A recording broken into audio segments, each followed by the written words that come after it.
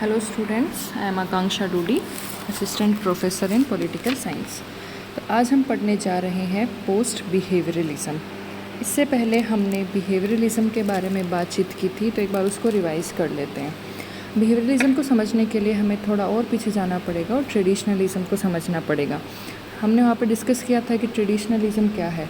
Traditionalism पहले तो ये देखते हैं कि पैदा कब हुआ था। ये 19th और at the beginning of 20th century ये प्रभावी रहा था। ट्रेडिशनलिज्म में जो फोकस ऑफ स्टडी था वो किस पे हुआ करता था? इंस्टीट्यूशंस पे, इसलिए इसको इंस्टीट्यूशनलिज्म भी कहा जाता था।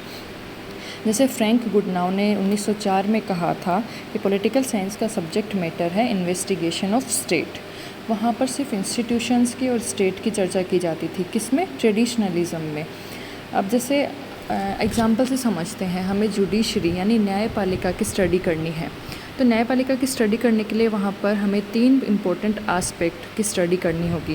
पहला, लीगल आस्पेक्ट ऑफ जुडिशरी, यानी कॉन्स्टिट्यूशन में जुडिशरी से रिलेटेड कौन कौन से प्रोविजंस हैं, कॉन्स्टिट्यूशन में जुडिशरी के बारे में क्या क्या लिखा गया है, उसको क्या क्या पावर्स दी गई हैं, वो एज इट इज़ हम स्टडी कर लेंगे। Second thing, historical aspect. Historical aspect का मतलब है कि जुडिशरी ने टाइम के साथ कैसे इवॉल्व किया है, अपने कैसे डिसीजंस दिए हैं, टाइम के साथ जुडिशरी कैसे इवॉल्व हुई है। थर्ड आस्पेक्ट हम पढ़ेंगे इंस्टीट्यूशनल आस्पेक्ट। इसका मतलब क्या है? जैसे गवर्नमेंट स्ट्रक्चर है पूरी, जिसमें एग्जीक्यूटिव यानी कार्यपालिका आती है, न्यायपालिका आती है, विधायिका आती है, तो उसमें जो जुडिशरी है हमारी न्यायपालिका, वो कैसे फिट बैठती है, उसके दूसरे जो अंग हैं सरकार के, उसके साथ कैसे संबंध हैं।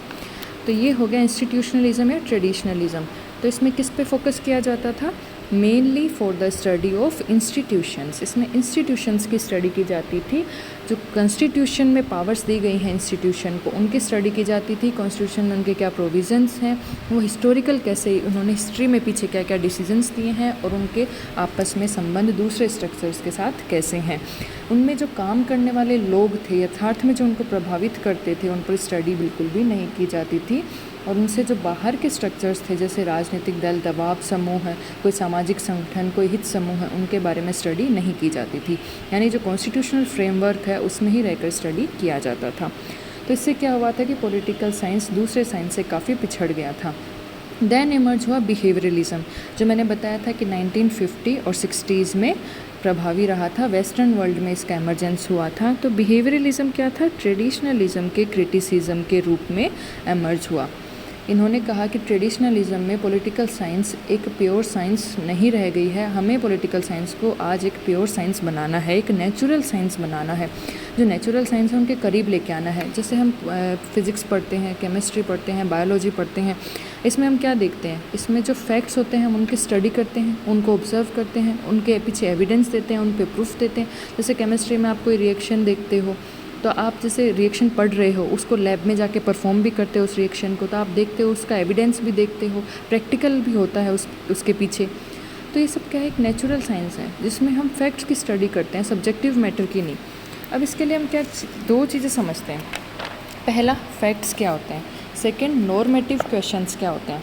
अब फैक्ट्स क्या होता है, पहले नॉर्मेटिव क्वेश्चन समझते हैं। इसके लिए नॉर्मेटिव क्वेश्चंस का मतलब है ऐसे क्वेश्चंस जिसमें हर इंसान की अप्रोच अलग अलग हो। जैसे मैं आपसे पूछूं सुंदरता क्या है, तो इसमें हर इंसान का आंसर अलग अलग होगा। हर इंसान के लिए सुंदरता का मतलब अलग अलग होगा। तो यानी एक सब्जेक्टिव मैटर है, पर्सन टू पर्सन डिपेंड करेगा इसका आंसर। इसका आंसर हर इंसान के लिए एक नहीं हो सकता, ये पर्सन टू पर्सन वेरीफाई करेगा। तो ये कहते हैं कि सब्जेक्टिव मैटर होता है, उसमें पर्सन टू पर्सन वेरिफिकेशन आ जाता है, तो उसमें एक थ्योरी बिल्डअप नहीं की जा सकती, क्योंकि हर इंसान का अलग अलग पर्सपेक्टिव है। और जो फैक्ट्स होते हैं वो दुनिया में पहले से एग्जिस्ट कर रहे हैं, वो रियल हैं।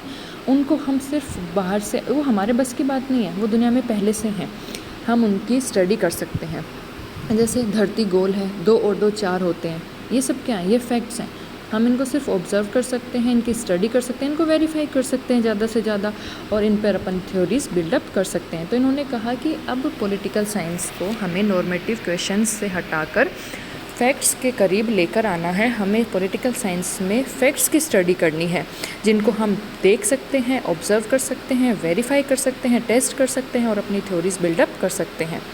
तो इन्होंने कहा इससे ही पॉलिटिकल साइंस एक ट्रू साइंस बनेगी। अगर हमें पॉलिटिकल साइंस को ट्रू साइंस बनाना है तो हमें सिर्फ पॉलिटिकल फैक्ट्स की स्टडी करनी है। अब इनके लिए, बिहेवियरलिस्ट के लिए पॉलिटिकल फैक्ट्स का मतलब क्या था?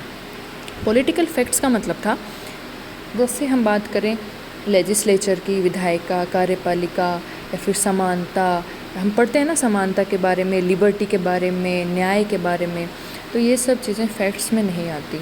ये सब चीज़ें हमारे कॉन्सेप्ट्स या हमारे आइडियाज़ हैं। अब जस्टिस हम पढ़ते हैं तो हम क्या देखते हैं, उस थिंकर ने जस्टिस की ये डेफिनेशन दी, उस थिंकर ने न्याय के बारे में ये कहा, इसके लिए न्याय का मतलब ये है, उन थ्योरिस्ट के लिए न्याय का मतलब वो है। तो ये हर पर्सन टू पर्सन वेरी कर रहा है, थिंकर टू थिंकर न्याय का मतलब वेरी कर रहा है। तो इसलिए क्या है, ये एक सब्जेक्टिव मैटर हो गया, ये फैक्ट नहीं है, तो हमें पॉलिटिकल साइंस में इसकी स्टडी नहीं करनी है। किसने कहा? ये बिहेवियरलिस्ट ने, कि हमें पॉलिटिकल साइंस में सिर्फ और सिर्फ फैक्ट्स की स्टडी करनी है। फैक्ट्स का मतलब ये जो इंस्टीट्यूशंस हैं ये फैक्ट्स नहीं है, क्योंकि ये हमारी सोच का नतीजा है। हमने ही इंस्टीट्यूशंस को बनाया है, हमारे दिमाग से निकले हैं। अब जैसे देखो, कहीं डेमोक्रेसी है, कहीं अरिस्टोक्रेसी है, कहीं राजशाही है, तो हर जगह अलग अलग शासन है। क्यों? क्योंकि यहाँ पे लोग अलग अलग हैं, उनके दिमाग का नतीजा है। तो हमें उसको हम स्टडी नहीं कर सकते, क्योंकि वो क्या है, एक सब्जेक्टिव मैटर है, एक नॉर्मेटिव क्वेश्चन है, जिससे हमें दूर रहना है। तो बिहेवियरलिस्ट ने कहा तो फिर क्या है पॉलिटिकल फैक्ट? तो इन्होंने कहा कि जो ये इंस्टीट्यूशंस हैं, इनके अंदर जो आदमी काम कर रहे हैं, जो पॉलिटिकल एक्टर्स काम कर रहे हैं, इनका बिहेवियर रियल है, वो आप ऑब्ज़र्व कर सकते हो। वो उनका जो बिहेवियर है ये रियल है, ये एक नॉर्मेटिव क्वेश्चन नहीं है। तो आप उस बिहेवियर को ऑब्ज़र्व करो।